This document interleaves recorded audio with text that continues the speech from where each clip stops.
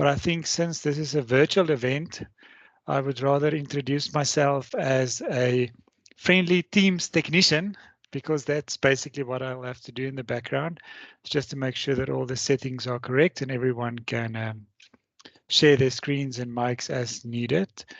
On the technical side, all the attendees must please just switch off your cameras or close your cameras and mute your mics for the duration of the conversation.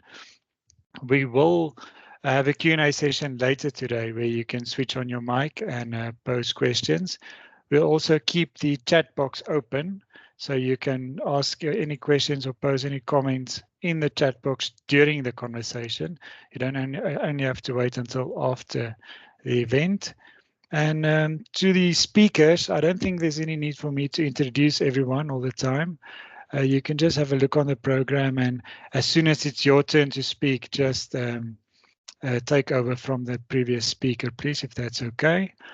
And then also note that we'll be recording today's event and uploading it to our YouTube channel. So everyone, please be on your best behavior today. And now I'll hand over to our chairholder, Professor Oliver Fuo, who will start with the welcome and introductions. Prof. Oliver, the floor is yours. Thanks very much, Lawrence, for the brief introduction. It's a pleasure for me to be here with you today, and especially those that have joined us online for the first time. I want to thank you for your interest in the business of CLES, and we are very happy that you were able to join us today. My task is simple, and it is threefold. One, to tell you that welcome, to wish you a warm welcome, and then two, to tell you briefly about CLES, and then move on to tell you about what the Critical Conversation series is all about. So for those of you who don't know, CLES stands for Cities, Law and Environmental Sustainability. It's a research unit within a very big research unit that we have in the Faculty of Law, which was established in 2019. And it is funded by the National Research Foundation of South Africa with part sponsorship of Nedbank. So it is a South African research chair in cities, law and environmental sustainability. So basically we bring together about three main themes in our research and try to investigate the intersection between them and look at the extent to which the law and policy framework in South Africa enables cities or municipalities to be able to do a number of things. So in brief, that is what CLES is all about. It was established in 2019 by Prof. Annette du Plessis. She left us about a year ago. She's now in Stellenbosch. And when it was established, it was rated as a tier 1 chair. And we've been upgraded. No, I think we're established as a tier 2 chair, and then we've been upgraded as a tier 1 chair, which simply means that we are allowed to take in more students. We are allowed to carry out more activities. We have a bit more funding, and we can be able to recruit and employ a few people. So we run our first 5 years, and we are in the second 5-year term of our operation, and it is envisaged that given the upgrade of CLES, we should be able to continue for the next 10 years, and if possible, upgrade it into a center of excellence and have it stay until some of us go into retirement. So that is what we plan to do at CLES. All the students that we have there are postgraduate students. They do mainly research, masters by research and PhD in different areas of specialization. Some specialize in constitutional law, some specialize in law and development, some specialize in perspectives of law. So there are different areas of specialization, but of course, focusing on the 3 legs that I referred to earlier, or 1 or 2 of them, when they write their dissertations or theses. And then the Critical Conversation series was established by CLES in 2019, and we've had it every year except last year when we were unable to have it. So basically, it is a platform where we are able to invite an expert to come have a structured conversation with us in relation to any of the topics that we address, and which is also in line with the area of specialization of the expert that we invite. So we are very privileged that this year, Dr. John Rantlo has decided to come join us for this conversation. Without much ado, I think I'll hand the floor over to our Master of Ceremony to be able to say a few words and then coordinate the remainder of the program. I think Dr. Wendy is the right person.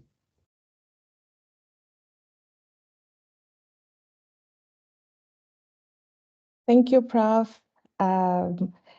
I am supposed to give the introduction of the guest speaker and the topic for our conversation.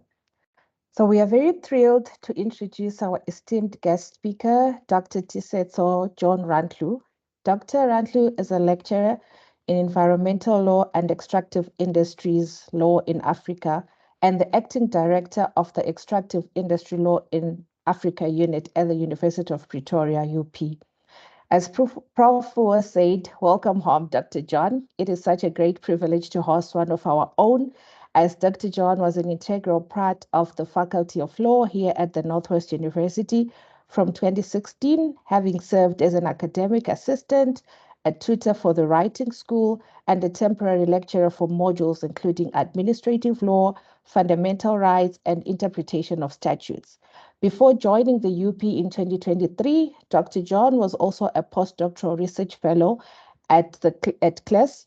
As part of the research work that he undertook at CLES, he participated in the research project titled Water, Energy, Food Communities in South Africa, Multi-Actor Nexus Governance for Social Justice, which informs today's critical conversation.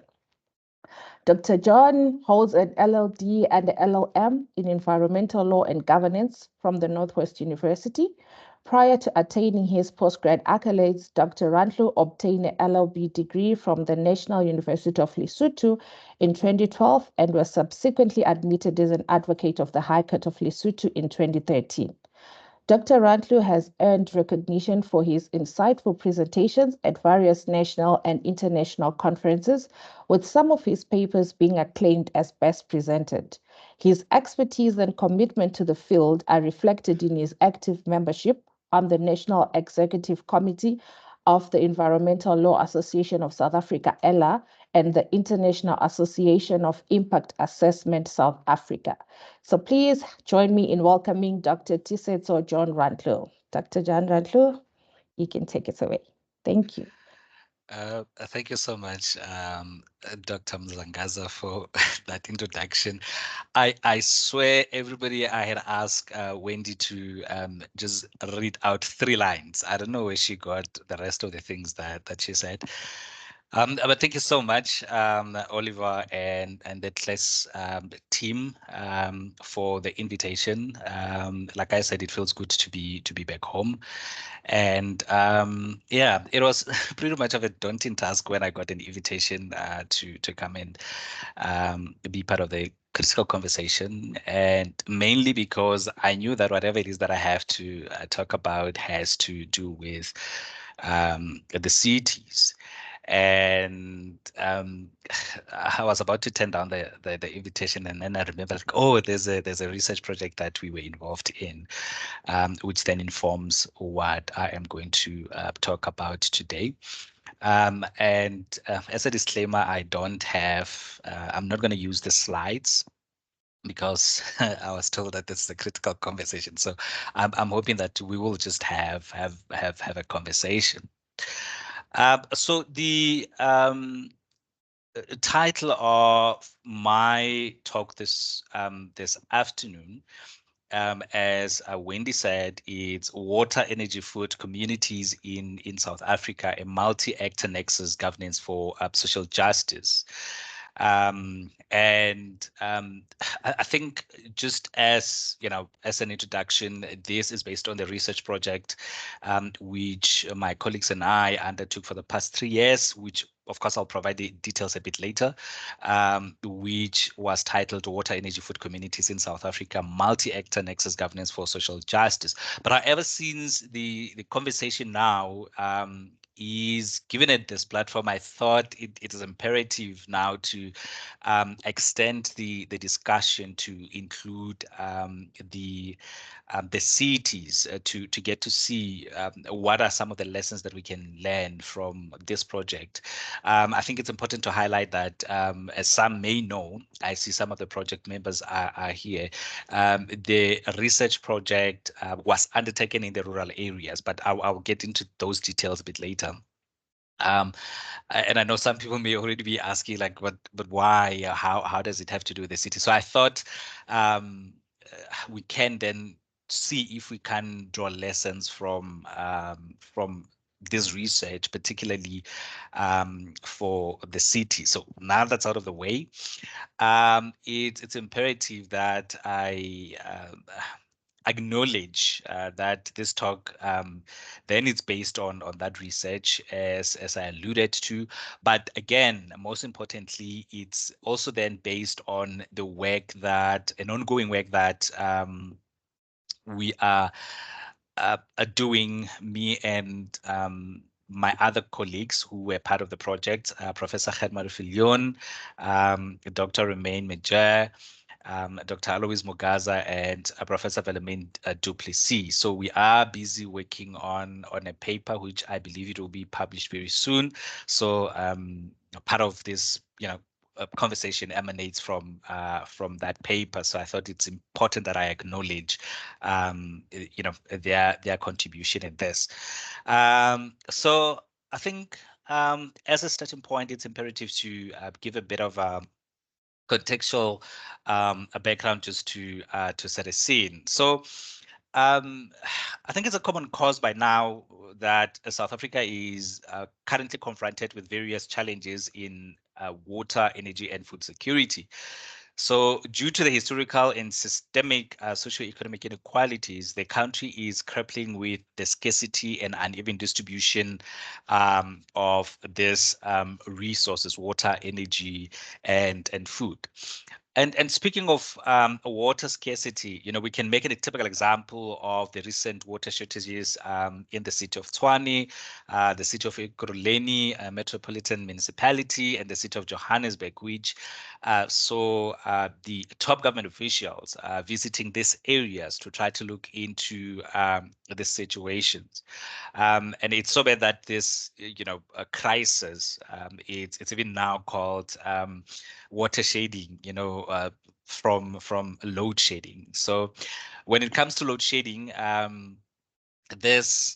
we also know that South Africa is facing a major energy crisis, which can be witnessed by persistent electricity blackouts known as load shedding, which fortunately, because I think of elections, or we all think of because of elections, we haven't been experiencing it lately.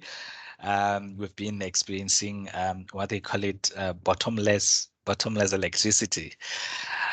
And so in the recent report, again, by State South Africa, which is entitled The Focus on Food Inadequacy and Hunger in South Africa, the report highlights that some studies, or it makes reference to some of the studies and the results from the general household surveys, which indicated, amongst other things, that almost 17.9 million households in South Africa and almost 80%, which is 14.2 million, reported that they had adequate access to food.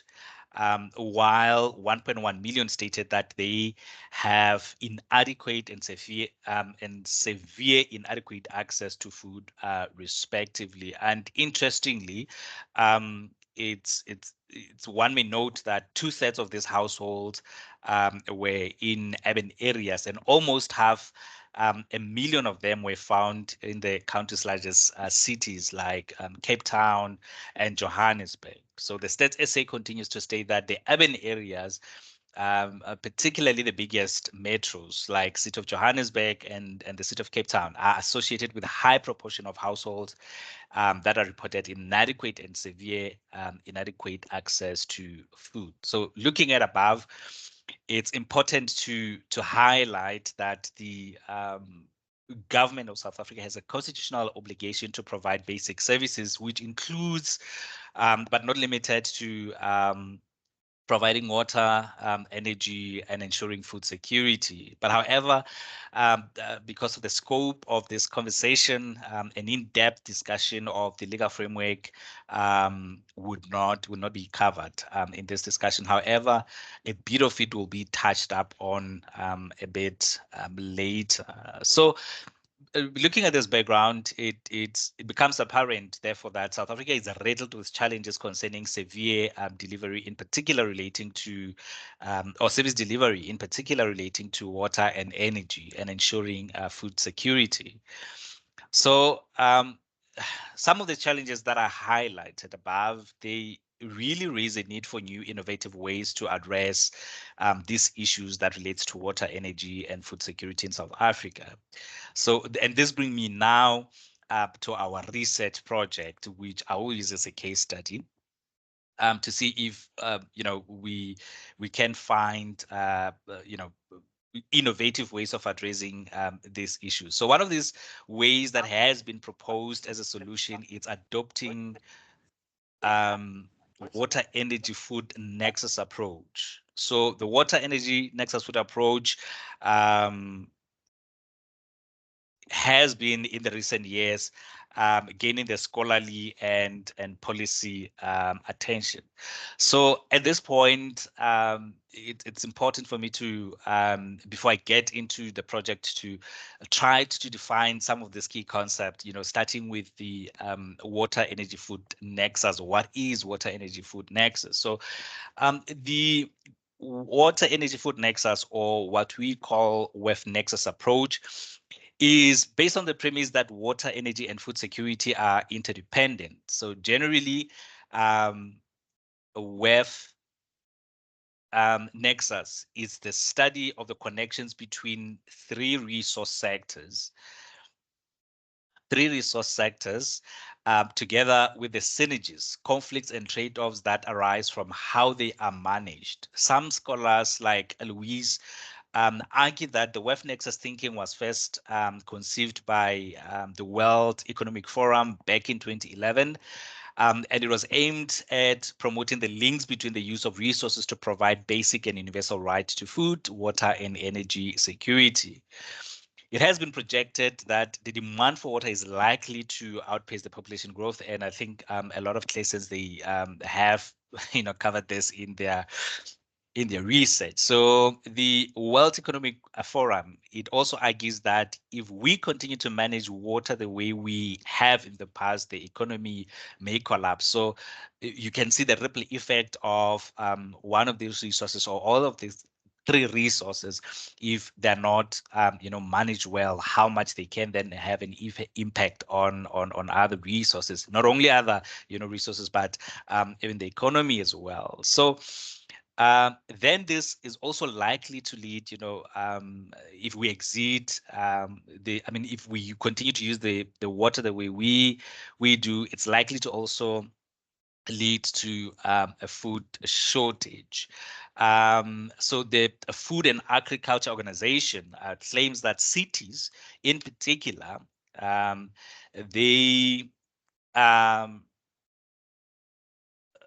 they continue to demand more water, energy, and land resources increasingly, while facing environmental degradation and resource scarcity simultaneously. There are projections that demand for water and energy and food will increase, and we know that also water, not only does it it's not only linked to food, but it also linked to the production of energy. A typical example, I know in Lesotho, they are using water to generate electricity, and you can understand that if the levels of water scarcities that we have continue, then that's also likely to affect the energy production, which then shows you the interconnectedness between these three resources. So therefore, implementing the nexus governance approach requires decision making about the trade-offs between the use and the production of water, energy, and food,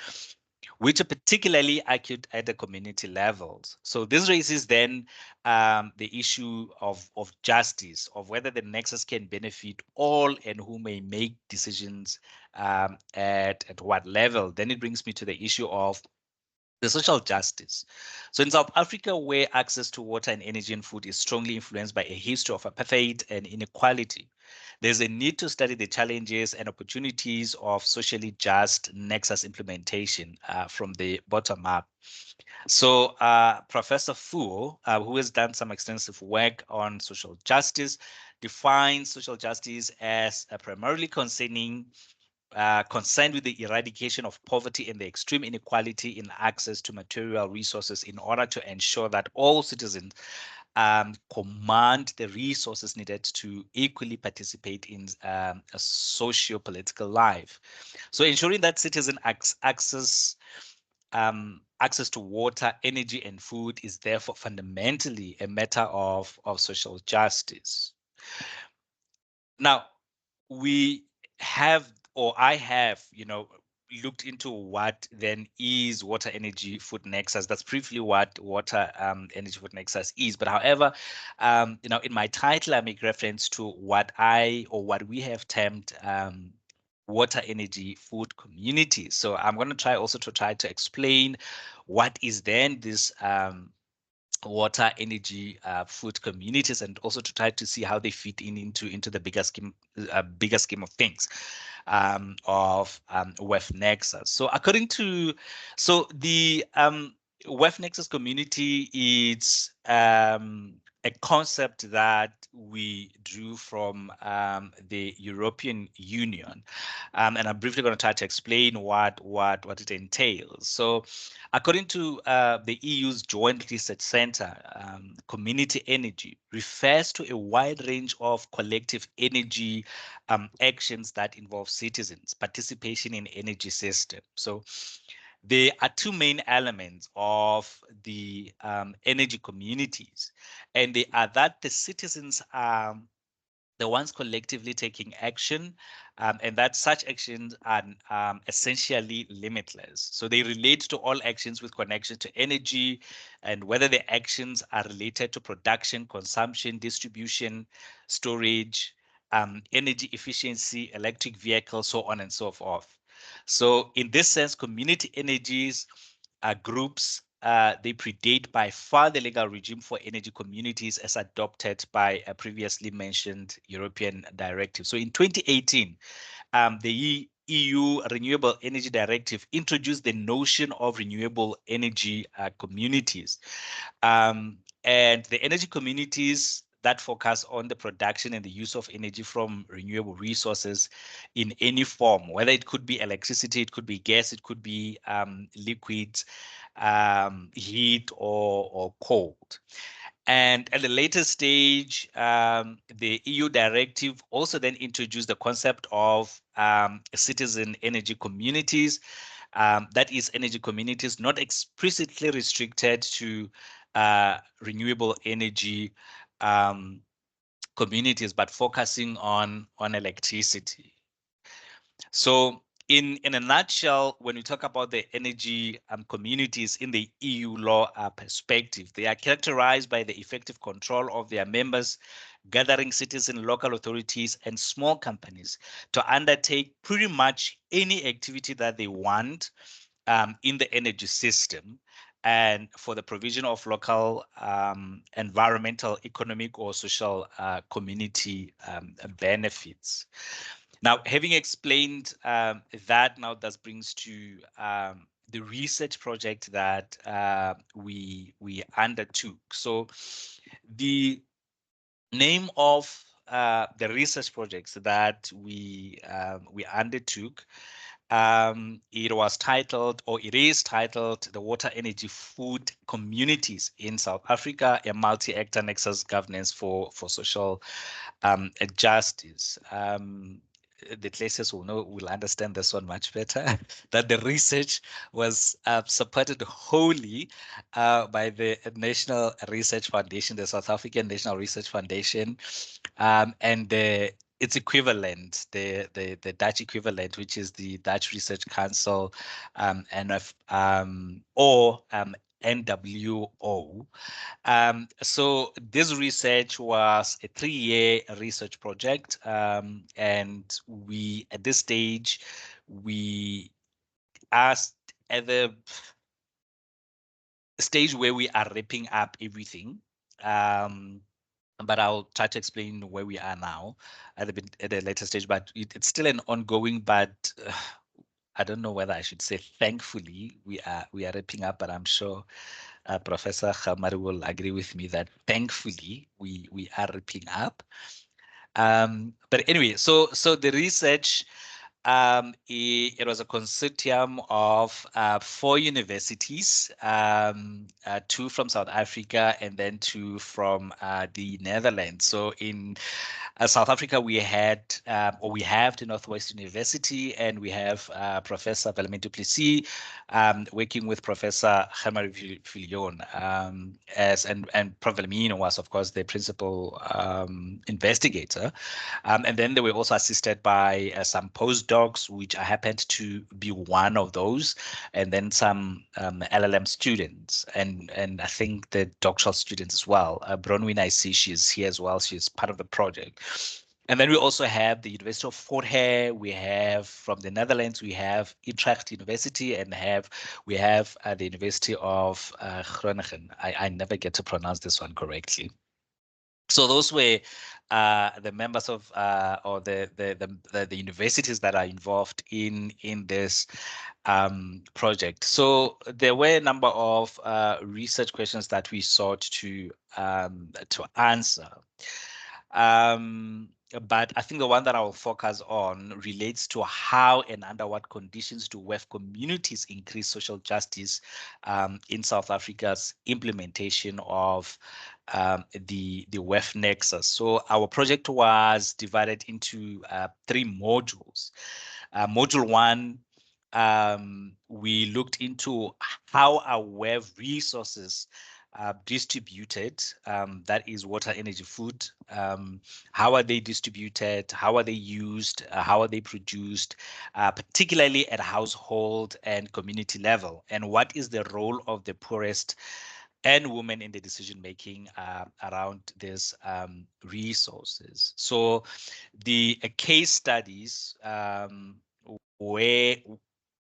the case studies were in Matatiele in the Eastern Cape and in the Falhards areas or Falhards communities in the Northern Cape, and some areas in town as well. So as you can see, these areas are in the rural areas. So we are mainly focusing on the rural areas. Now, a question may be at this stage, hearing that the research project was focused on the rural areas, how then does this become, I think, relevant for the cities, whatever it is that you find out? How then does it become relevant to the cities? And I think, as I highlighted in the beginning, when I provided a contextual background, I highlighted that the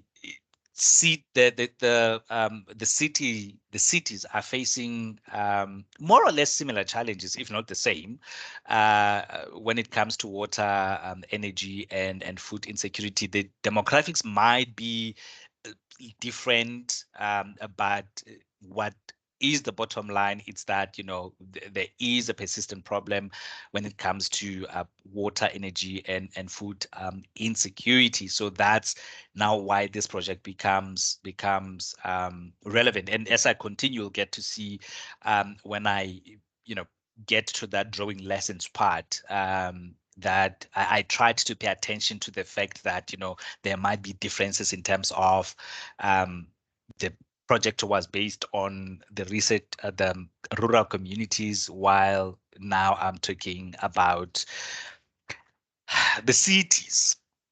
So that was module 1, and then module 2. which it's much more relevant to my discussion today.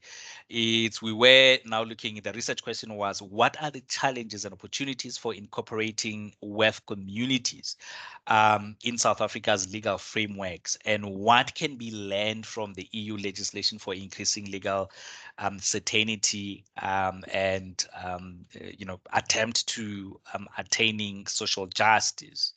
And in this, we had to do an analysis of the legal and governance framework. While in module 1, we literally had to go out to both Matatiele and to the Falhats areas to go do an empirical research, conduct the interviews, and collect data. So module 3 then we then combined the insights, and ultimately we are aiming to publishing the policy brief after combining everything. So we are still at that stage now where we went out, we collected data, and we have the findings now. So we are still trying to make sense of the findings, because as we said, we are trying to look at what is happening in EU and to see how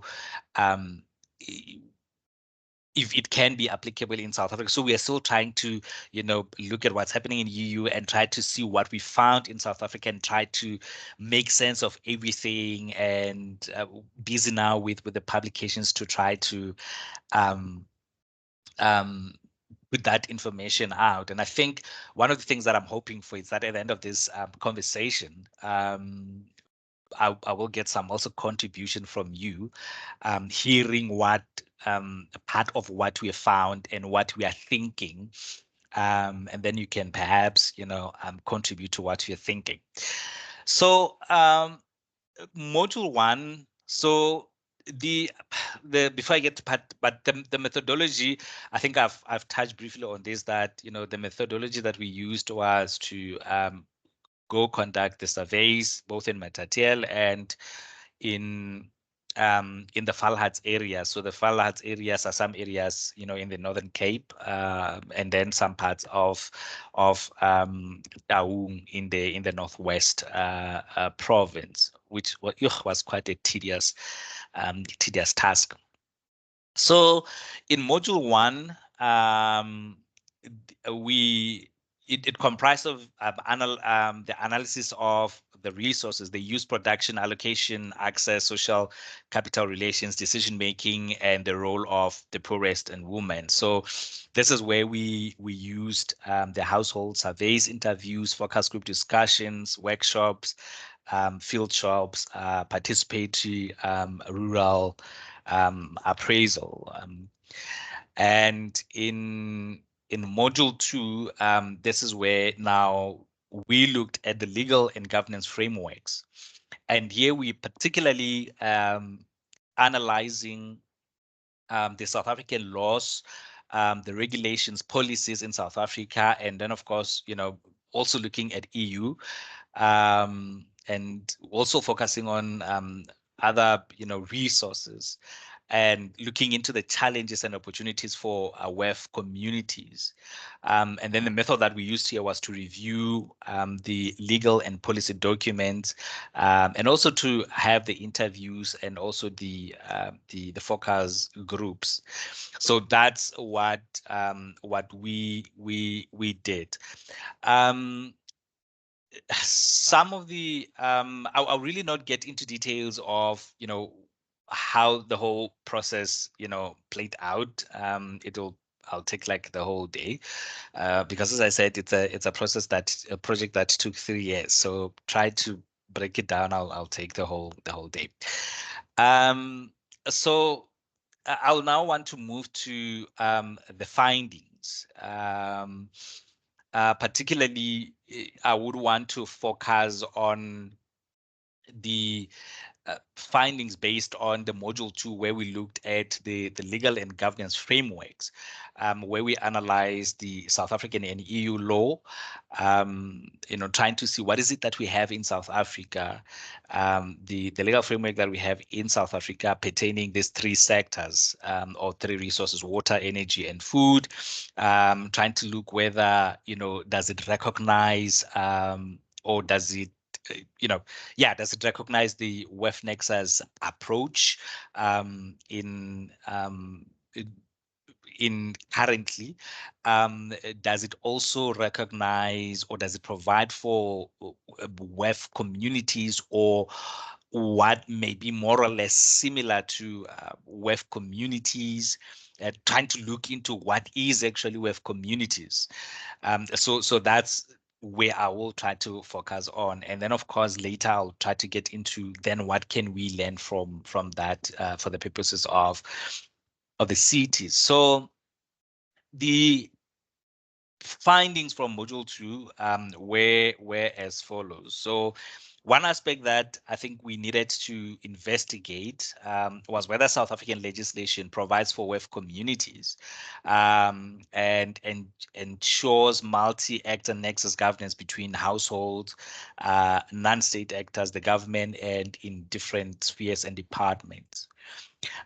So based on this, we aim to achieve the following in line with our research questions for module 2. So our aim was to see if we can be able to propose a legal architecture facilitating the development of WEF communities for social justice,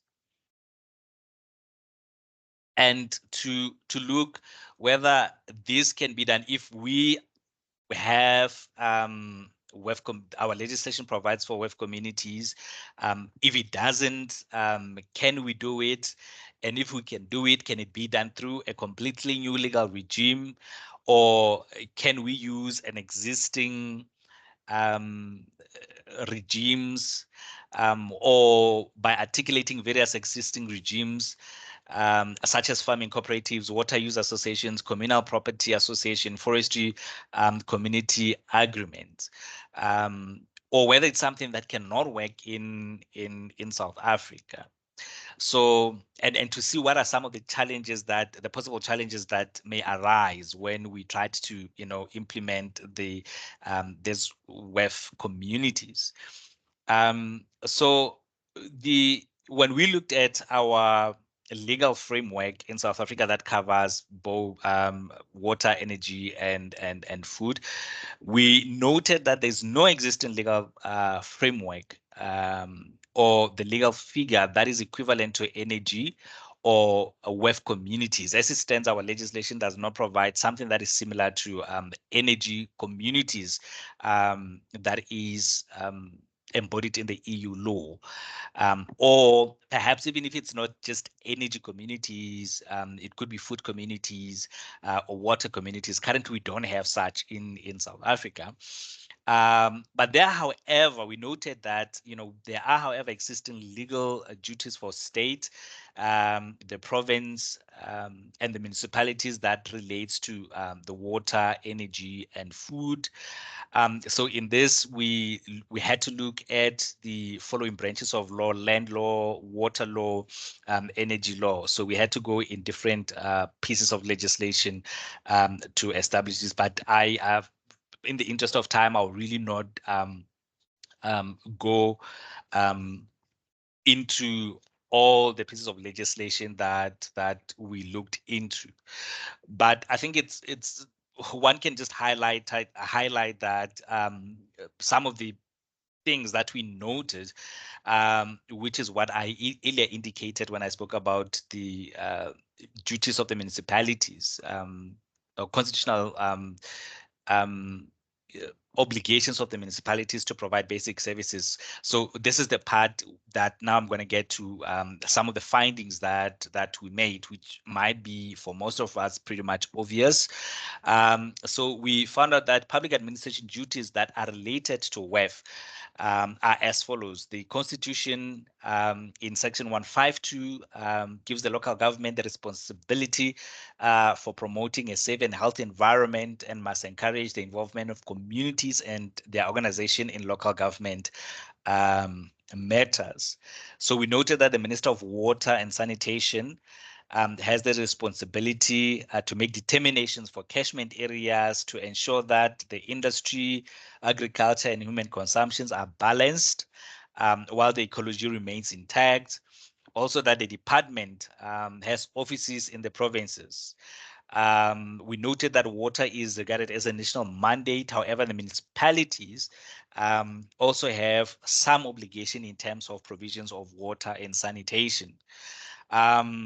And the public administration duties also that are related to WEF is that the Section 156 of the Constitution imposes a duty on the municipalities, or it provides that the municipalities have executive authority in respect of matters that are listed in Schedule 4, Part B, which then includes water and sanitation. And according to Section 154 of the Constitution, the national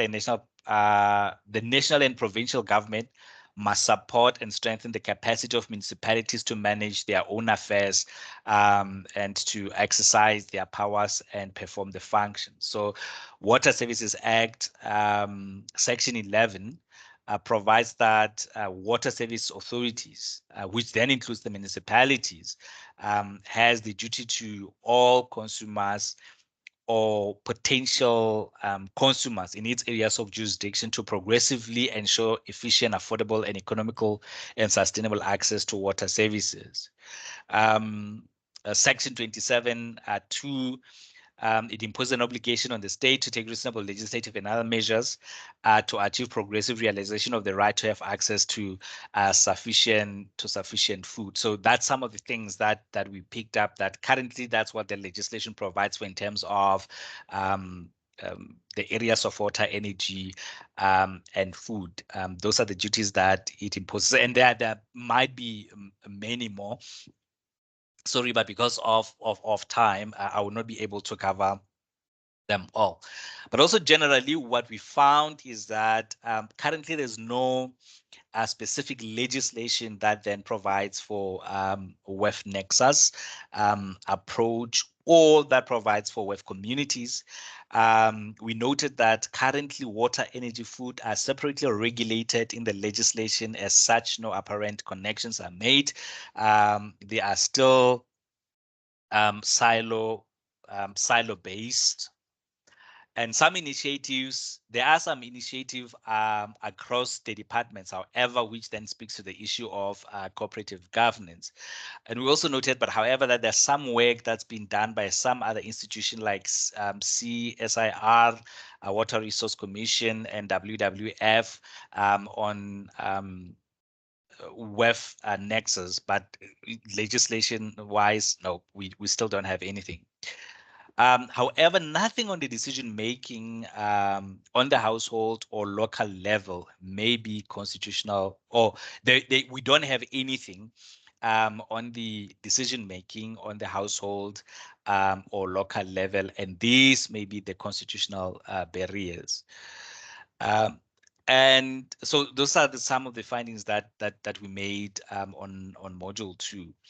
And then, having made these findings, we now had to, paddle back to our research questions now. The issue of WEF communities. Do we have WEF communities? Can we have WEF communities? What are some of the instruments that we have perhaps that can be used to mirror what is seen as energy communities in EU.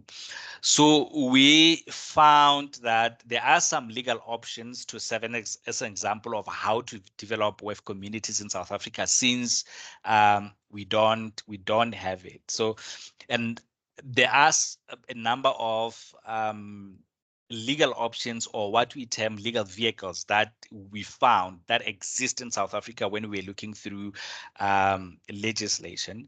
But however, for the purpose of this conversation, I'll just focus on one.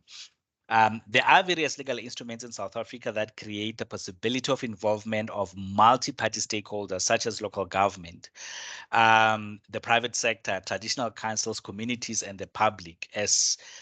So as stated above, the European legal framework on the energy communities can provide some answers for establishing the WEF communities in South Africa, which can then help us to address some of the challenges that we have pertaining to water, energy, and food security. But however, such a framework needs to be adopted to South African circumstances, taking the societal and government's context into account. So if we are going to adopt the WEF communities into South Africa, we can't just transplant everything that we just found in the EU. So it's imperative that that must align to the governance context and the societal context in South Africa. So we chose those instruments geared towards community participation to determine how the EU legal framework might have to be adapted to provide the WEF community framework for South Africa. So these instruments are we will later be compared to determine whether some of them may be feasible for or provide some guidance towards establishing the WEF communities. But however, for the purpose of this talk, I'll just focus on one of those vehicles, and one of those vehicles that we found that can be used to sort of facilitate this concept is the public-private partnership. So I am now going to talk about public-private partnerships and how then they can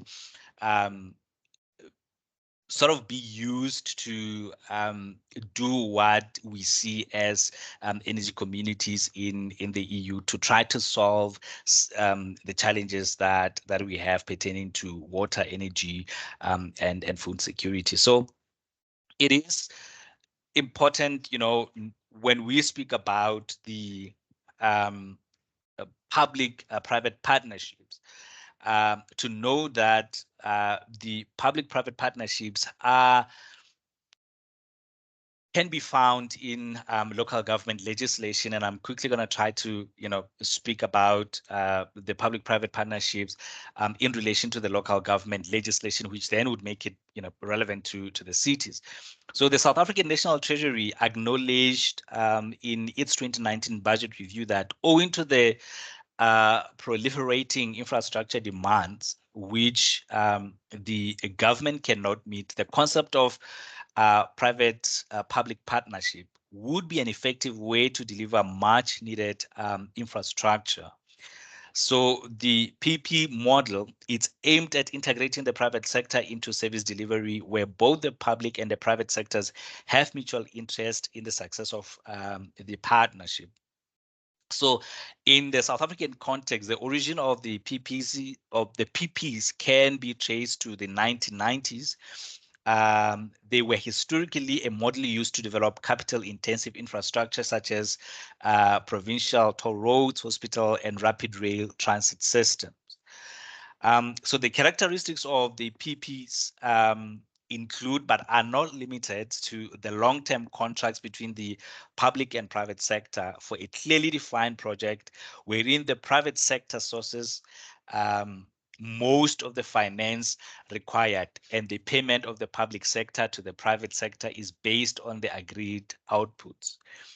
So the framework legislation regulating the PPs at the local government in South Africa includes, but it's not limited to, the Local Government Municipal Finance Management Act and the Municipal Systems Act, and then the Municipal PPPs regulation, and the Municipal Supply Chain Management regulations.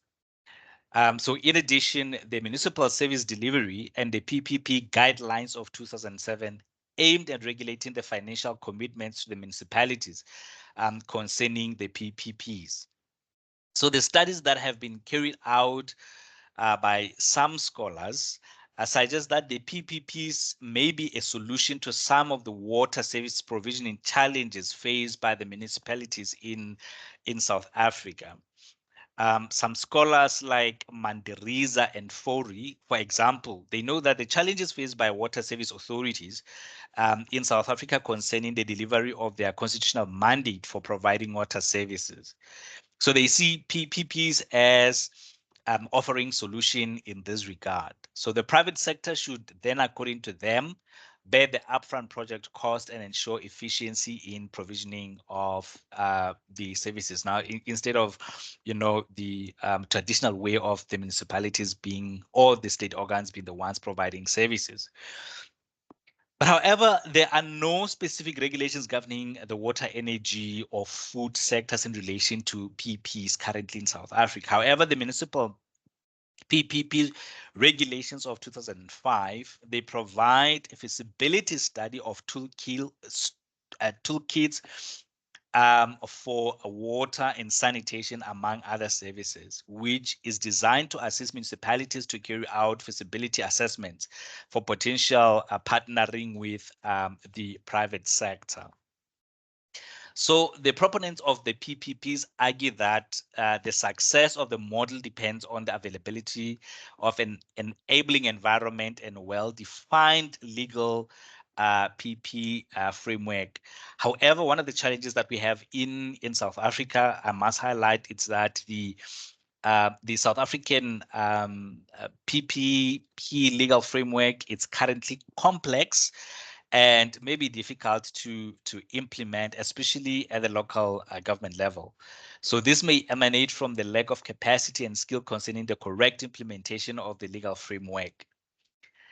The National Treasury noted in its budget review of 2022 that there is a need to review the current PPP legal framework with the intention of simplifying and rationalizing the municipal PP legal and regulatory framework. But however, even though there are some challenges, it is our proposition as our proposition, me and my colleagues who are who contributed in putting together this the paper, that it seems that the PPPs may be one of the legal vehicles available to WEF communities. As some of the scholars have indicated, as I alluded to earlier, that the PPPs may be one of the solutions in which they can be used in terms of assisting with water service provision. So, however, as alluded to above, the current PP legal framework, it's quite complex, subject to complex financial regulations, and therefore it may require some amendments. And additionally, the other potential challenge raised in the literature concerning the PPs is the power imbalance between the public and private sector, which can ultimately affect the success of the PPPs, serving as the WEF communities. And when you look at this discussion on PPPs, you can see that the PPPs are seen as what could also be water communities. So we also then did a bit of a comparison of the EU and South African instruments, looking at the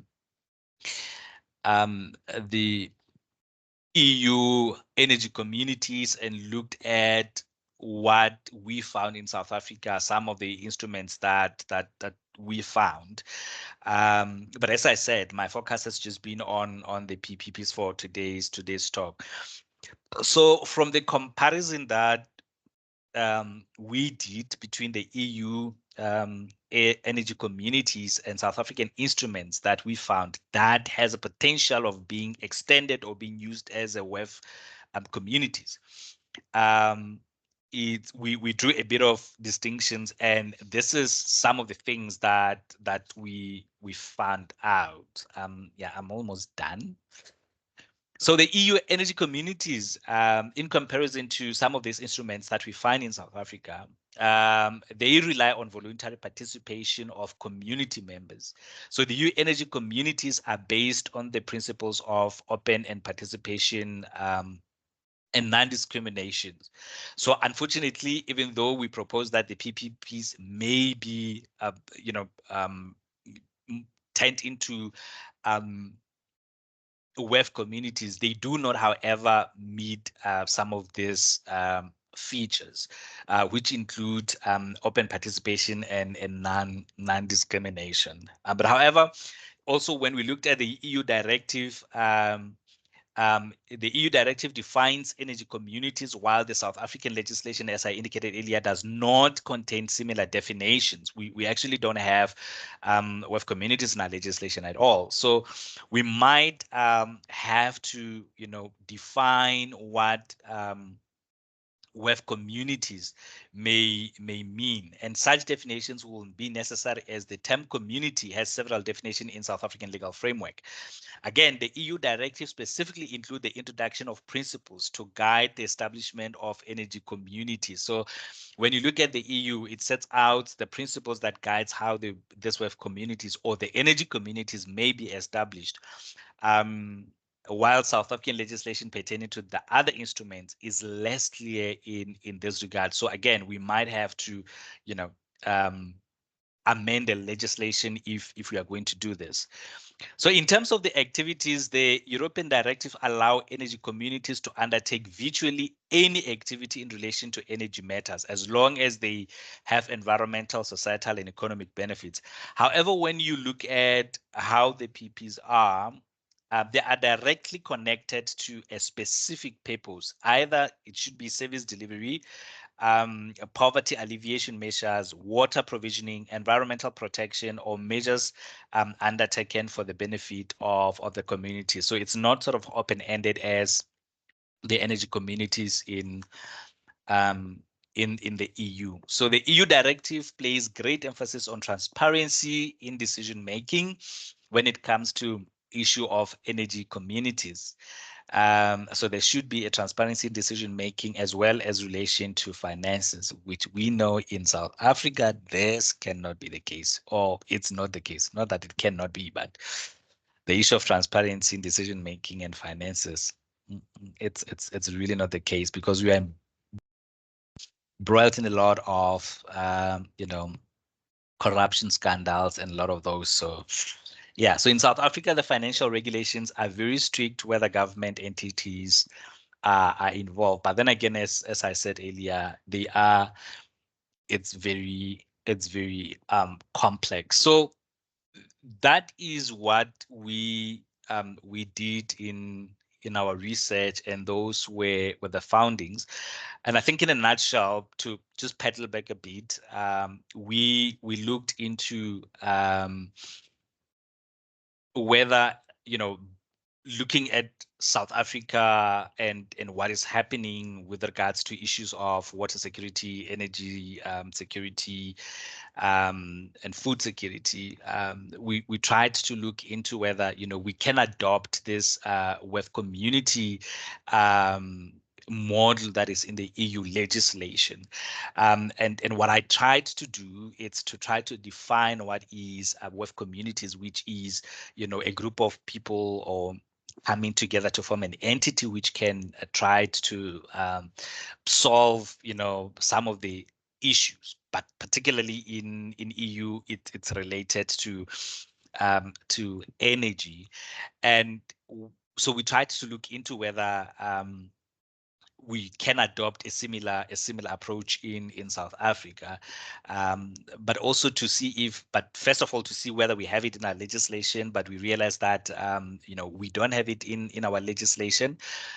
And then we tried to see if there are other, tools or vehicles or institutions that, when we look at them, they might serve more or less similar purpose as what we have in the EU, and to see if perhaps we can learn few things from what is happening in the EU. And one of the things, as I said, that we found out is the PPPs, and I've just spoken about that. So it was just a bit of, you know, summing up everything that our project was about and what we found out. So in conclusion, revisiting the research question, so we our study and our ongoing research, you know, I think summarily, it highlights that water and energy and food are critical resources essential for human survival. And in South Africa, the interdependence of these natural resources call for the introduction of integrated wealth communities to ensure resource security and social justice as one of the innovative ways we can use to try to, you know, address the challenges that we have. So although much can be learned from most of the existing multi-actor legal instruments in the country, which I focused on the PPPs, there are some challenges, and they fall short to extent that they cannot be regarded as an ideal for establishment of wealth communities. So reasons for the inadequacy include the reality that each predominantly focuses on silo-based or isolated sectors. For instance, as I indicated, the PPs, sometimes it has a specific purpose that is established for. Or the fact that water, energy, and food necessitates the participation and collaboration of diverse stakeholders, including government bodies, communities, and private entities. So the existing legal instruments in South Africa inadequately provide for effective participation and inclusive decision making, which then speaks to the component of social justice. So it adequately provides for effective participation and inclusive decision-making process when it comes to integrated decision-making in relation to water, energy, and food. And additionally, service delivery is hampered by severe financial constraints, inadequate governance, unqualified staff, and sometimes corruption. And sometimes, you know, as we saw in the PPP's discussion, you know, sometimes the complexities that comes with the legislation, the legislation becomes too complex sometimes for even the people that are meant to implement it to understand what is required. So to overcome these shortcomings, it is imperative to adjust and enhance the legal frameworks to foster such integrated management, whereby communities can make their own decisions in relation to water, energy, and food. So it follows that the introduction of wealth communities in South Africa will require a new unique model that incorporates rules, obligations, and accountability measures. It is crucial to address the potential barriers and amend existing legislation to facilitate the implementation of wealth communities and to promote integrated decision making process. So from the literature, it is clear that when developing wealth communities, certain caveats have to be taken into account, especially in the South African historical and social context. So writing on the topic of community forestry, Odera identified certain risks that should be avoided and would also be true for the establishment of potential wealth communities. So there are certain things, as I indicated, that we can learn from the EU directive. The mechanisms for identifying community members, including women and the vulnerable groups, should be, particularly if now we're going to make reference to the rural communities, should be established to ensure inclusivity and maximize benefits. So the following framework rules are proposed for establishing wealth communities based in discussion and comparative analysis above. So they should be voluntary when we talk about wealth communities. We propose that there should be this framework rules that should be, you know, put in place that the WEF communities, if we are going to have the WEF communities, or if we are going to have the PPPs, for example, as the WEF communities, they should be voluntary. They should be clearly defined. They should allow for members to exit should they wish to. So the legislation should establish the principles governing the WEF communities as in the EU, and should set procedures for establishing such communities based on the non-discriminatory and demographic principles, to speak to the issue of social justice. The pursuit of social justice issues and equal access to energy, water, and food production, or special benefits for community members should be emphasized. The differentiation among the participants should be carefully discussed to ensure fairness and non-discrimination. The WEF communities should maintain a list of community members who choose to participate and establish decision-making procedures that may involve all members or the majority on certain issues. These decision-making processes may include all communities that are involved, as long as they do not discriminate against the vulnerable groups. So in the interest of time, allow me to end there, and then there are some others that we do suggest, some of the factors that need to be taken into account. But in a nutshell, allow me to stop there in the interest of time. But to sum up everything that I have said, we have found out that there are innovative ways in which we can use to try to address some of these challenges, and WEF Nexus approach is one of those ways.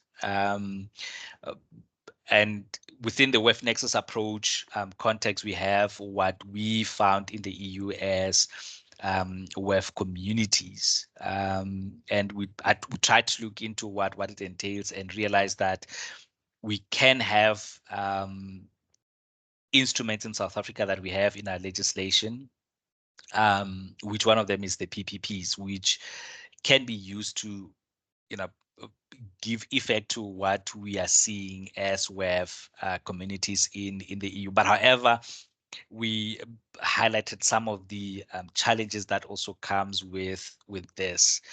And in as much as the PPPs may be developed into or extended into what can be a WEF community, but however, there are some other challenges that we still need to address.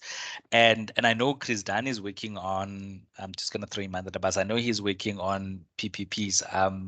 So Chris, don't ask questions, but I'm eager to hear whether, based on your research, and what I just presented now, do you see PPPs as, one of the instruments that can be used, to address, water or energy or food insecurity, particularly within the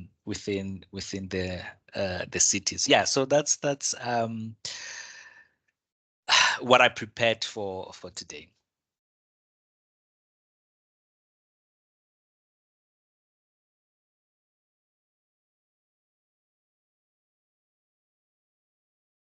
I think you're muted.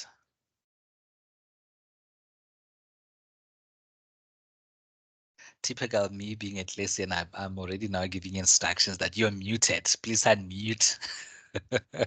Suppose I'll forever be a Clesian.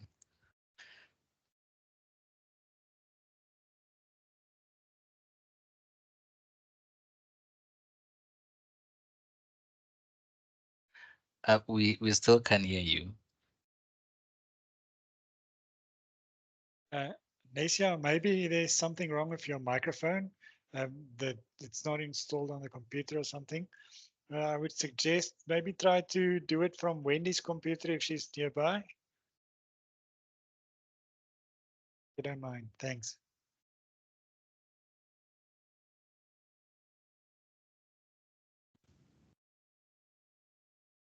See, there's always need for a Teams technician at hand.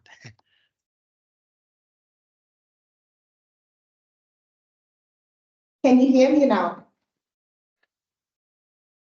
Yes, we can hear you. We can hear you, Nesia. All right, so I just wanted to say thank you, Dr. Rantlo, for the presentation. I think we can all agree that it was very extensive and insightful. So we are now opening up the floor for questions, and you are welcome to either raise your hand or type your question in the chat box.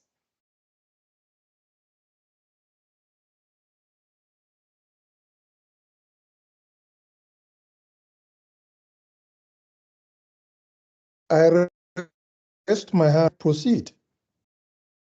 Okay, Prof. You can go first. Yeah, thanks very much. Let me abuse my position as a chairman and and proceed with comments and questions. But thanks very much, Dr. Rantlo, for a very interesting and thought-provoking presentation. You got me Googling a few things because I thought that in the course of your discussion, I also identified a gap in our legal scholarship.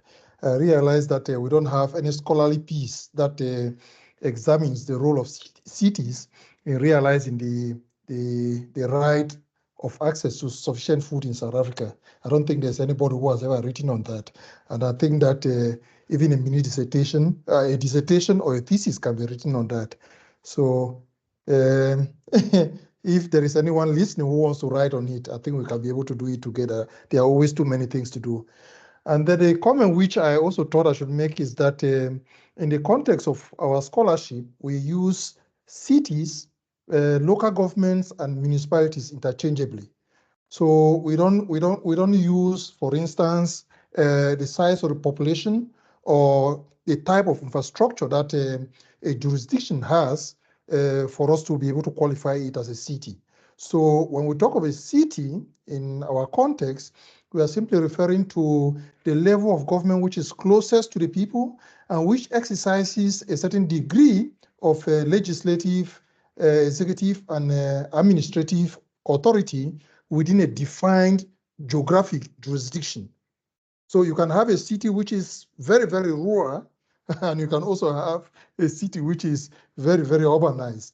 And that is just something which I thought I should clear up. And then in terms of questions, I will ask the first one and then allow others to also ask their own questions, and then probably I will come with a few more. Given the experience which we've had with e-tolls in Gauteng, do you really think that there is appetite among South Africans for us to be able to venture into public-private partnerships, especially in rural areas where the majority of people there will not even be able to contribute financially to it, will not be able to pay for it? In the context of Gauteng, where we have even those who we refer to as middle-income earners, we see they are not willing to pay for things like that. And even though you've also cited literature which is very positive about public-private partnerships, I think that if you search a bit further, you realize that there's a lot of negative sentiments about it. This is something which was really marketed a lot by the World Bank and other global financial institutions during the process of the structural adjustment programs which developing countries had to implement in the 70s and 80s, and then that spread into other countries in the West. And from the late 90s, we've seen that people are moving away from that in Latin America and in Europe. In places like even Berlin, where I am, or Paris, in France, the provision of water was outsourced some years ago. But following this wave of remunicipalization of basic services like that, city governments have taken that over again. And they realized that private companies were just ripping people off, collecting a lot of money and doing little maintenance in terms of infrastructure. So if you put that together, especially taking into consideration what I've said also about e-tolls, do you think we still have the appetite in South Africa for public-private partnerships in the context of your presentation? Thanks.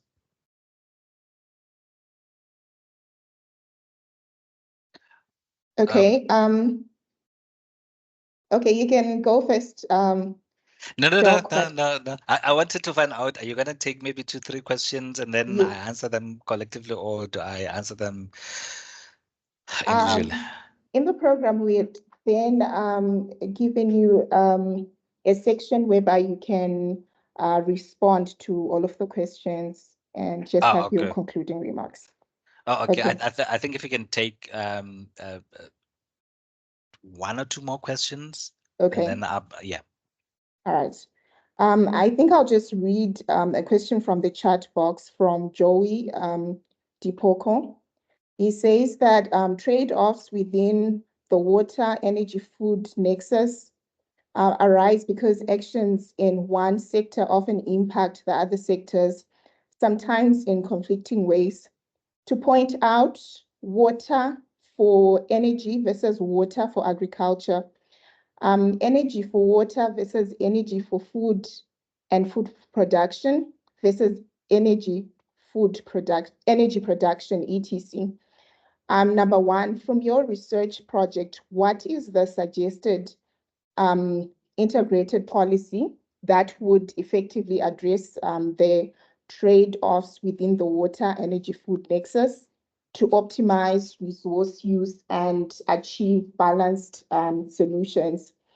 The second question is social justice statistically significant when considering access or use of water for consumption versus production and energy to growth or to grow the economy as a whole, not limited to rural tenements?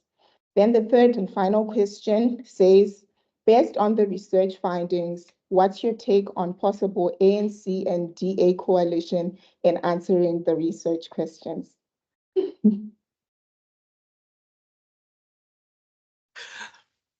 Okay, Good should luck, I? John. I need luck. But particularly with that last question. But starting off with Oliver's um remarks and questions. And thanks, Oliver, for that comment on what amounts to cities, what may amount to cities. That's quite valuable, particularly for what I'm trying to do, looking at this research.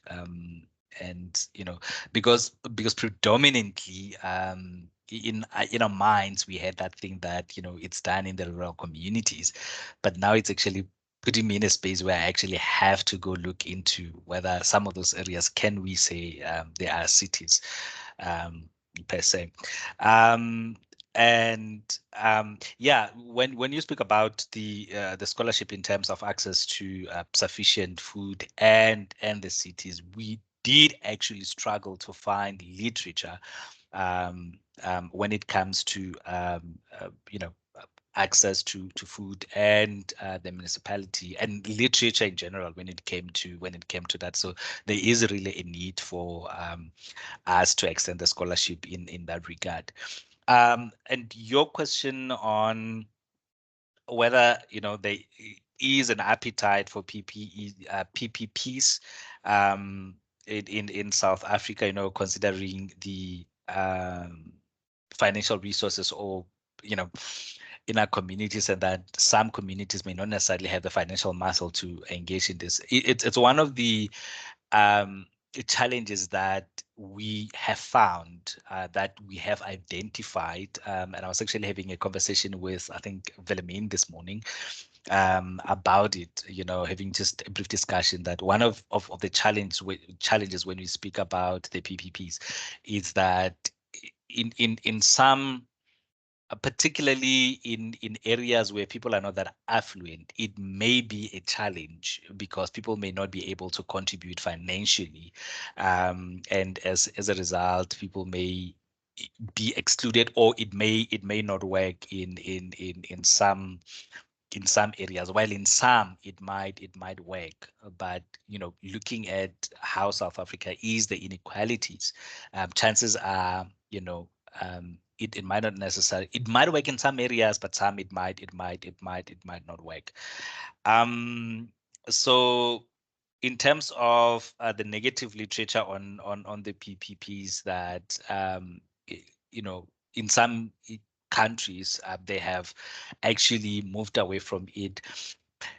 We noted that, and I think we somehow highlighted in our article, but I couldn't just you know, speak about everything. We're just trying to show that, okay, you know, it is one of those, but however, it's not without challenges. And that's why I was actually you know, poking Chris a bit earlier to say, Chris, I would love to hear what you think about this, because the thing is, in as much as we identified you know, this vehicles or tools, which includes the PPPs, it's not really a definitive you know, finding or answer to say this will work, but it's things that we say this seems like it might work, but however, it has some shortfalls, and then we might need to make amendments here and there, you know, and some of them, they have challenges, like I think one of the challenges that I highlighted with the PPPs, it's the power dynamics between the government and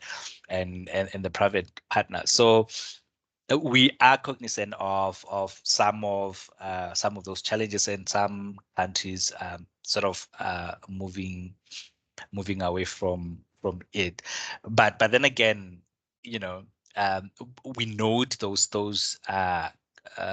sentiments that you shared in your question, because they sort of inform our research. As I said, it's an ongoing research, because we are also busy trying to, you know, grapple with these things to try to figure out, can they work, can they not work, you know. And we really hoping to get an insight from some other scholars to you know, contribute to this work. I think the other question from Dipoko, it's what is the suggested integrated policy? I don't know if it's here. From you, so what is the suggested integrated policy that would effectively address the trade-offs within the with nexus to optimize resource use and achieve balanced solutions? So yeah, so that speaks to module 3 of our research project. So what we have done so far is that we have like I said, we looked into what is you know, EU communities, can it work?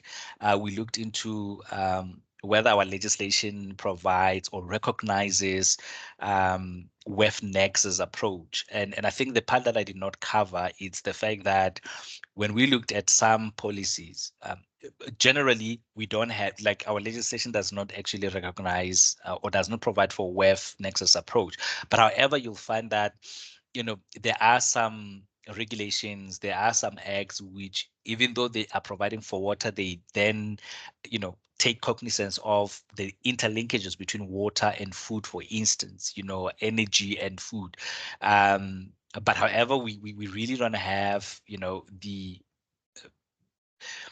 legislation or regulations that specifically provides for recognition of WEF nexus approach. So having said that, we are now going to be involved in module 3. So in module 3, that's where we are going to try to develop a policy paper where we are going to try to explore this question that you are asking now. Partly we are going to try to look at, you know, pedaling back to Oliver's questions and comments.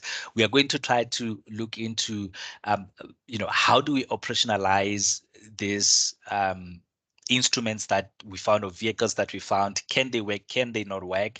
And then to look into how can then we incorporate the WEF nexus approach into legislation, and hopefully then we're gonna get to a space where we are able to, you know, deliver policy papers which will then answer your questions. The second question says, is just social justice statistically significant when considering access, use, or water for consumption versus production and energy to grow the economy as a whole, not limited to rural tenements? Well, I think the issue of I don't understand the component of statistically significant of your question, but I think the whole issue of a social justice, it is quite important when it comes to the access or the use of any of these three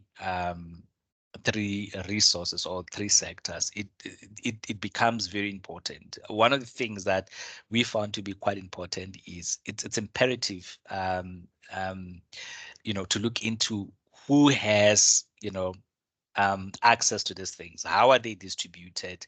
Who makes decisions? So we think it is really important. The concept of social justice, it's important. When it comes to the whole issue of WEF nexus, to also address some of these issues, whether it's food insecurity, it's water insecurity, or it's energy insecurity. And based on the question 3, based on the research findings, what's your take on the possible ANC and DA coalition inside in the research questions? Yo, I don't know. Okay, I really honestly don't know. I think I would have to, and this is where Dr. Nonhlanhla would come in with her study, where she studied the manifestos of the parties. I would then have to go study the manifestos. What is it that they promise, and whether what they promise then speaks to our findings. But yeah, I honestly I'm not in a position where I can answer. But I think if I have a conversation with Dr. Ngobo with her research, probably yeah, we might come up with an answer.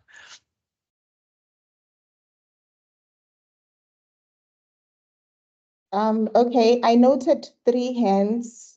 So first we'll go with Dr. Lawrence Erasmus, then Dr. Fredua, and Kristen, in that order. Thank you. Thank you, Nasia. Dr. John, I just want to, let's say, focus and hone in on food security in particular. You only spoke to people in rural areas. I'm curious how food security or the sufficiency of food would look in a rural area versus people in the city.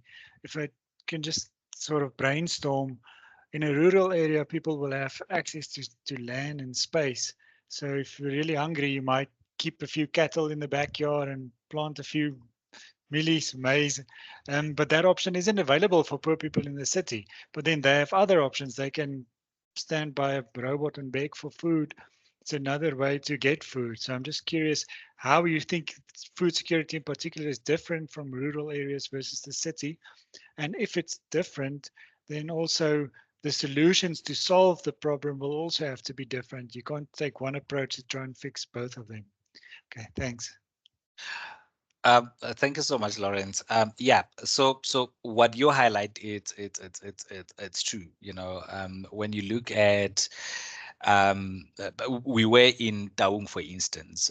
In Taung, people have very huge yards. If you look at a yard for one person and move to the cities, like right now, you and I, we live in Pretoria. When you look at one yard in Pretoria, it would go 3 times into that one yard. So that person can have plots, they have goats, chickens, and everything in that yard. And similar case at Matatiel.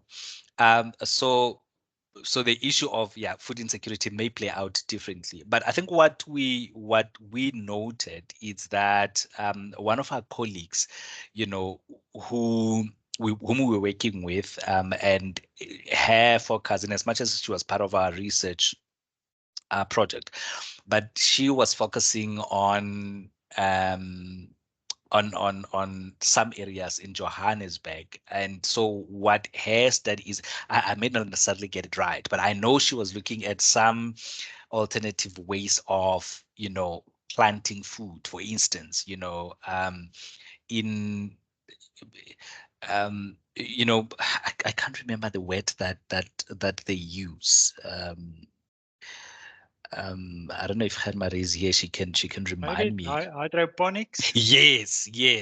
So yeah, so she is looking into that, which seems to be you know, one of the alternatives in which people in the cities can use, you know, to try to meet the issue of food security. And I've also stumbled across, when I was doing my research, where I saw that in Cape Town, also the city of Cape Town, particularly in the urban areas, it's also trying to, you know, motivate people to get involved in such a type of farming where you don't necessarily have to have a big yard. And I know, and I know I'm gonna be mad at for saying this. I know people like Wendy, well, because she's a close friend of mine. She also doesn't have a big yard. She lives in the city, well, in Port. She doesn't have a big yard, but she has, you know, some small pots there. It's flower pots where she's, you know, planting spinach and kale and carrots, and so she's using that also too. So, and I think, you know, when you look into the issue of food security, circumstances differ. So there are different approaches that are being used to try to tackle that, and we noted that in our research.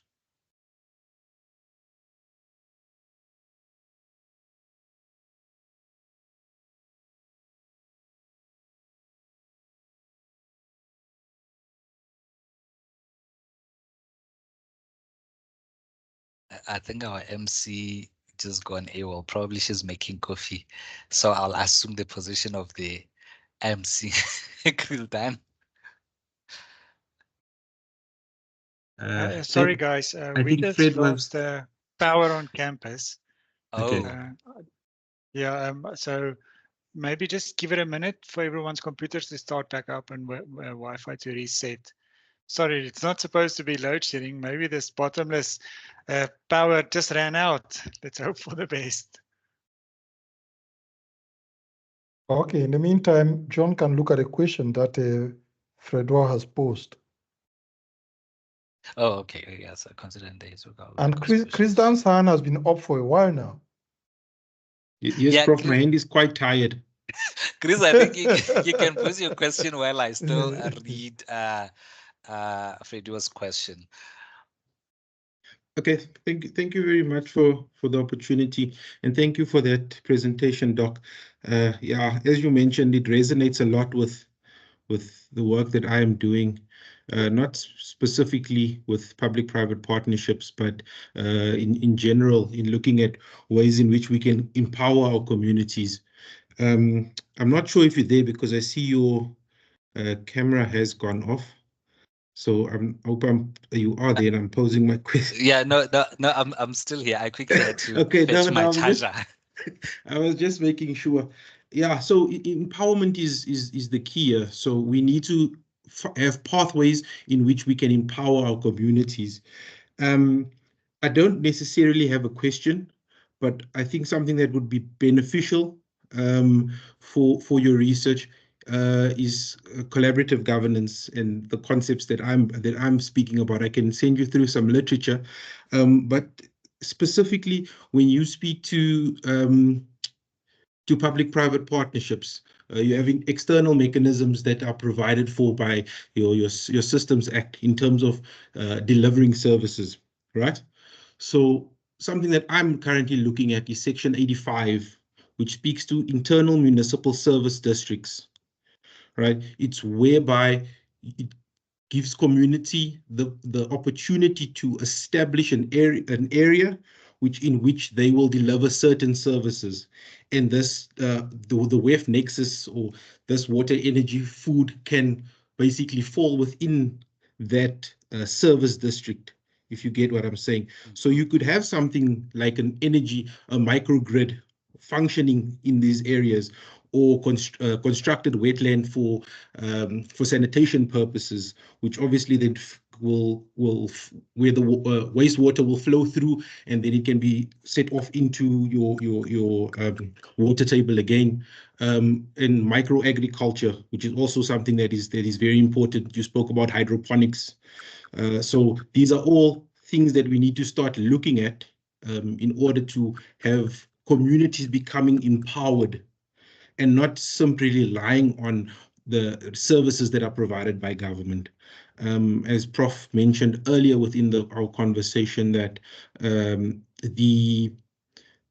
cities, this concept of city within a municipality, it's not just your Tswanes or your city of Cape Town. It's other areas that are very important and you would look at these collaborative approaches differently within a rural context as opposed to an urban context, but still they can apply within both areas.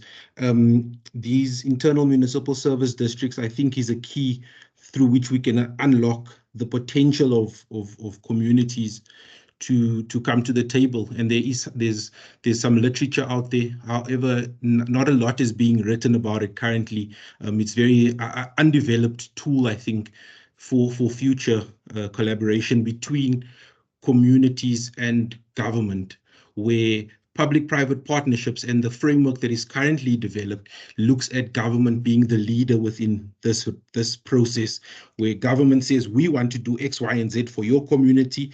We want to partner. What can you bring to the table? Whereas this is saying that the community says, we want to do X, Y, and Z. What can government bring to the table? Kind of thing. So we want to help ourselves better our communities, and then what can government? It's not necessarily monetary, but some sort of subsidization or assistance, right?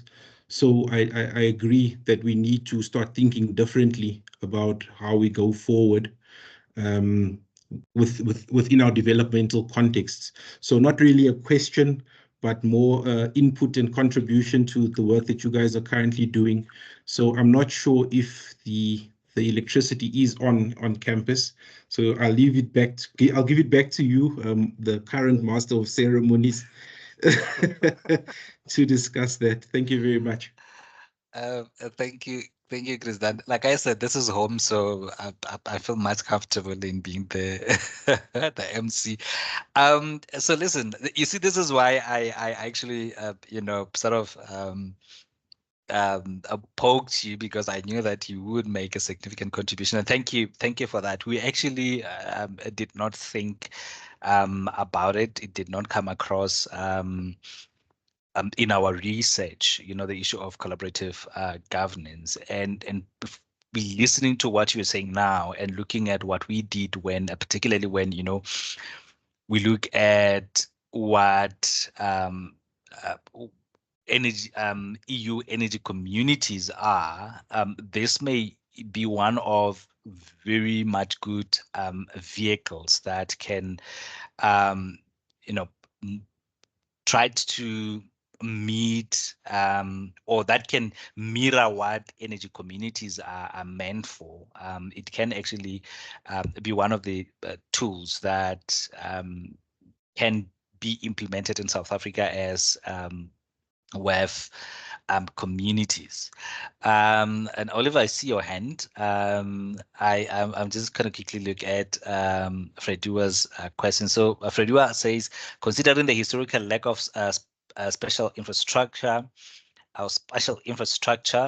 particularly in the rural areas, deprived of water and sewage systems, have alternative solutions such as rainwater harvesting being considered to provide water for these communities?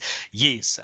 So what we found out, because as part of our research, what we wanted to find out is, some of the questions that we were asking is, who's making the decision concerning water, for instance, and what are the challenges that they're meeting, and to try to find out how they are tackling some of these challenges. So for instance, in Taung, it's a very dry area, and they really struggling with the issue of water security. So so rainwater harvesting, it's one of the ways in which they are using, other than just buying water, which interestingly, things are so bad that even when you have your JoJo tank outside there, like keeping water, whether you rain harvested it or you bought it from somewhere, you wake up the next morning, the tank is empty because somebody came at night and stole water.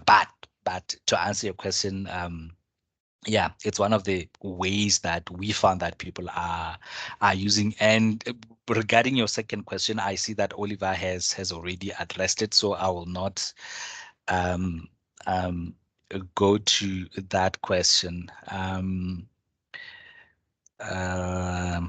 So I'm trying to see the other question. We currently pay about 30 rand per kilometer in city of Tshwane for perspective on the cost of desalination. Oh, okay, it's still that. Oh, you are back, but your audio is gone.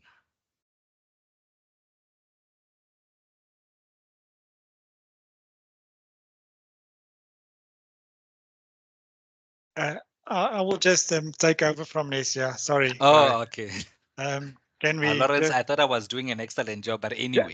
you are. You are. Thank you, Dr. John. I see Fredwa's hand was also up for a long time. Can we just take Fredwa's hand and then Prof. Oliver over to you? Thanks.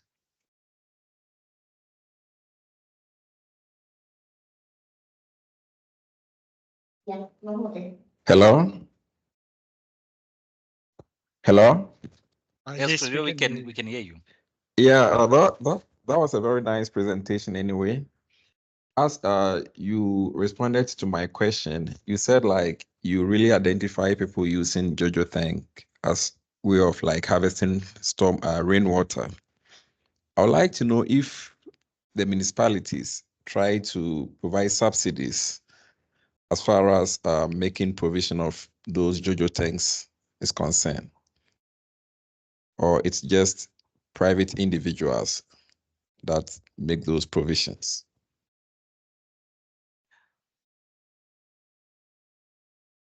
And then I'll take Oliver's question.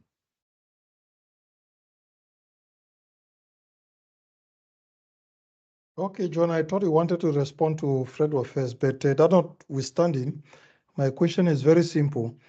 Can you please explain to us in layman's terms the way you will put it to your grandma what a water or energy community is?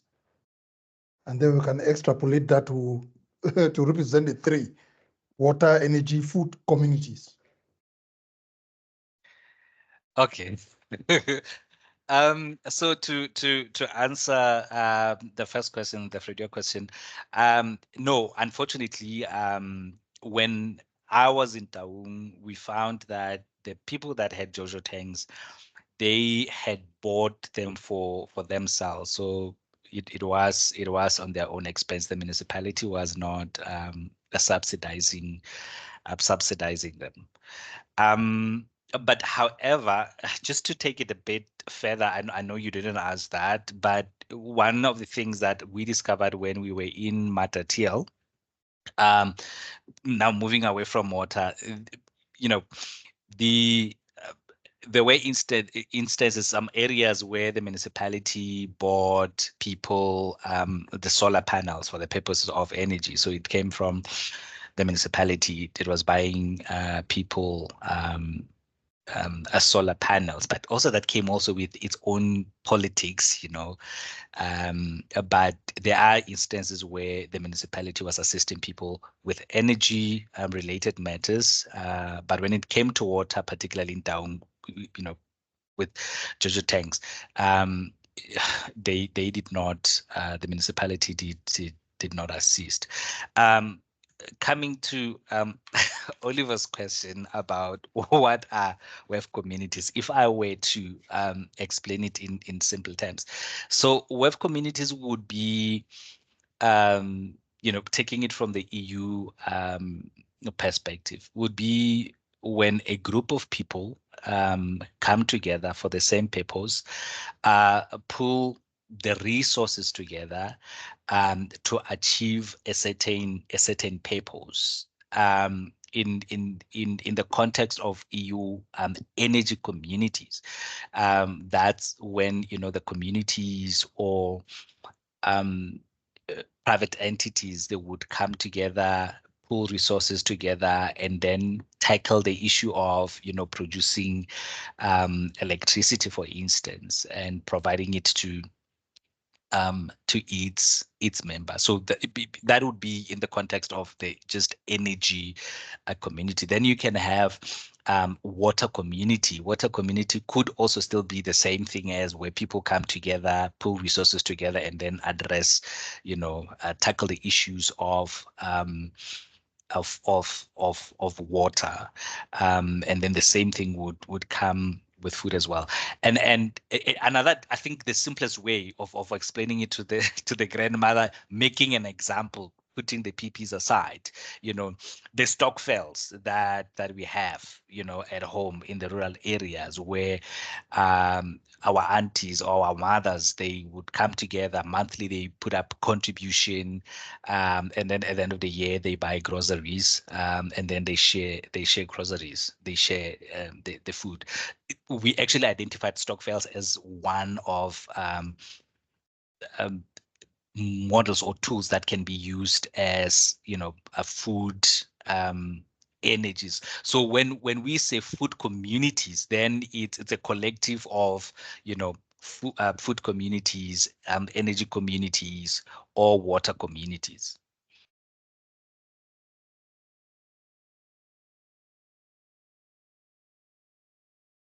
I'm not sure if my grandmother would understand what I just said. I think she will understand, especially with your use of stockfell as a as a point of reference, as an analogy to explain that. Yeah.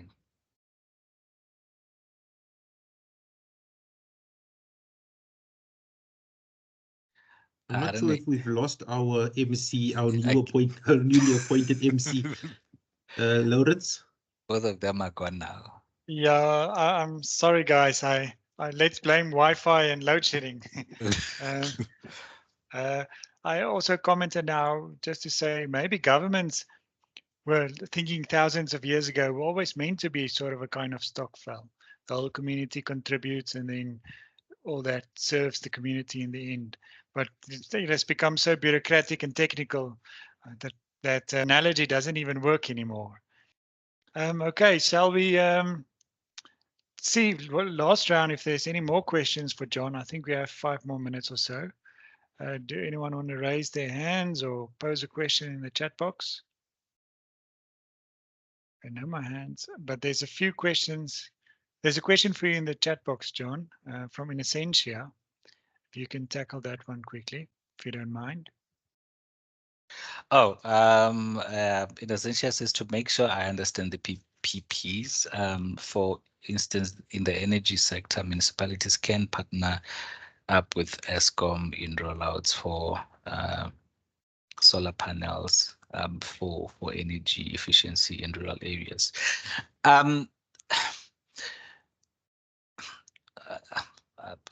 Honestly, I'm not sure whether that could also be seen The answer is no. ESCOM is a government entity. Yes. So So that's that why I is was not a going public-private that partnership. it will not be.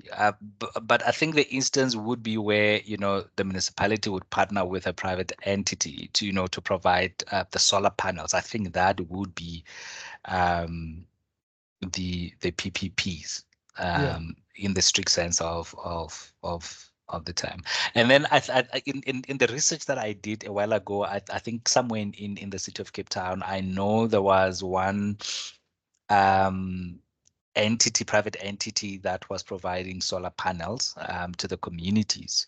But I'm not sure if they did that, in collaboration with the government. But then I said in Matatia, for instance, the municipalities was rolling out solar panels, but it was not doing so in relation or in collaboration with any private entity. It was solely the municipality. But it also came with very interesting politics, because the thing about empirical research, you get to find very interesting things where people refuse to take the solar panels, and for very funny reasons. But anyway, topic for another day. John, I'm not sure if you're aware, but the city of Tshwane has a unused power station somewhere, and they're trying to hire it out to a private entity who can generate power to actually use the power station, and then the city can get that power from them. So maybe that's also something to look at. That will be a public-private partnership then. But it's been in the news. Let me just check it out. We'll definitely have a look at it. I'll definitely have a look at it. John, what I wanted to also ask is whether there is any policy that guides the rollout of solar panels in Matatiele, or that is something which was just done by the municipality ad hoc. Do they have a policy on that? No. As far as I'm concerned, it was just something that was done by the municipality at ad hoc. There wasn't really the policy or any law that required them to do that. Okay, thanks. I was asking for innocence here.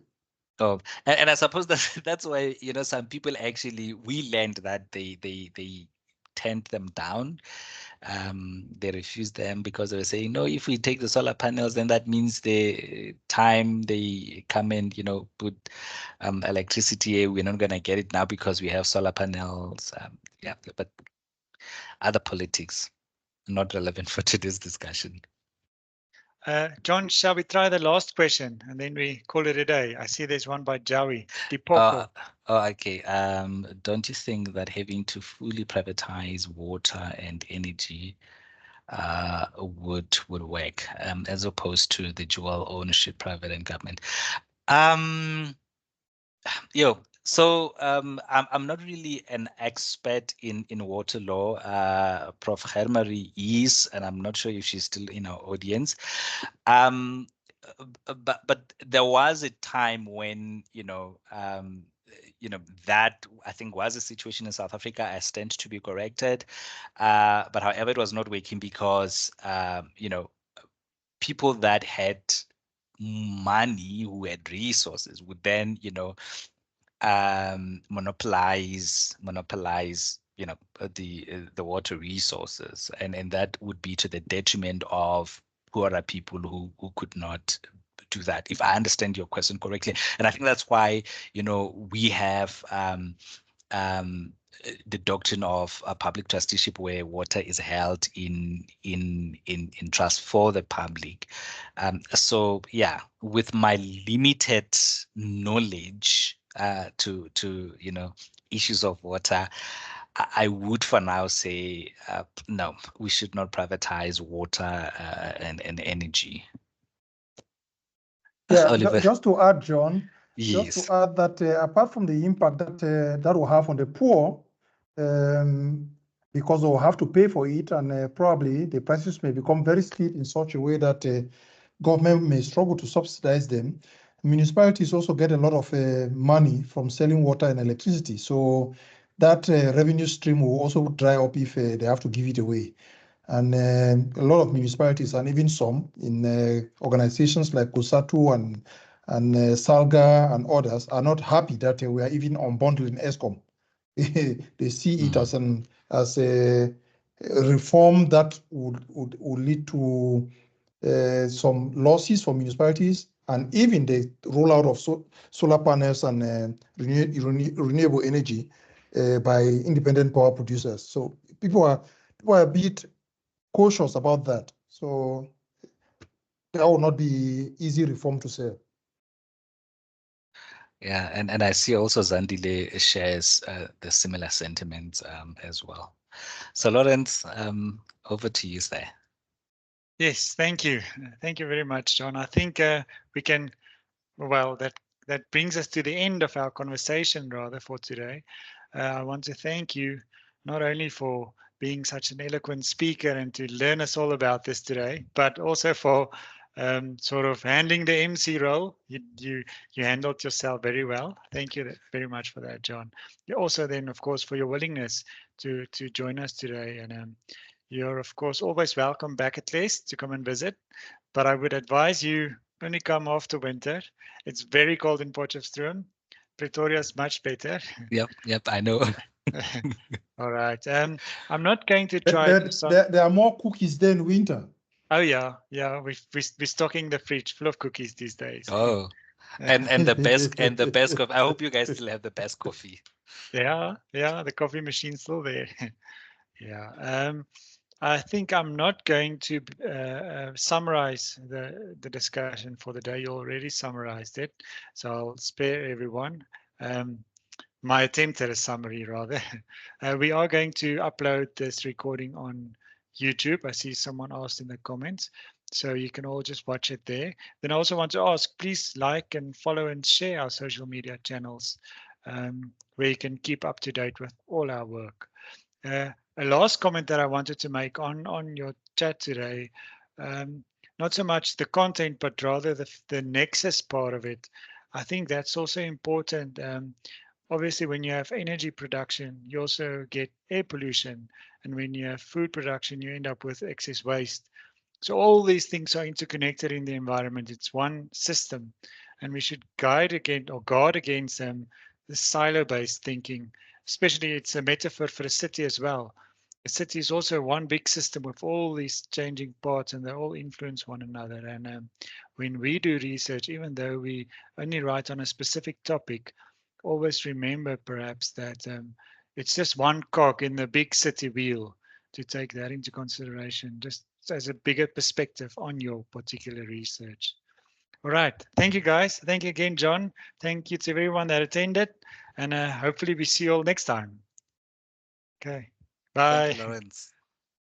Bye.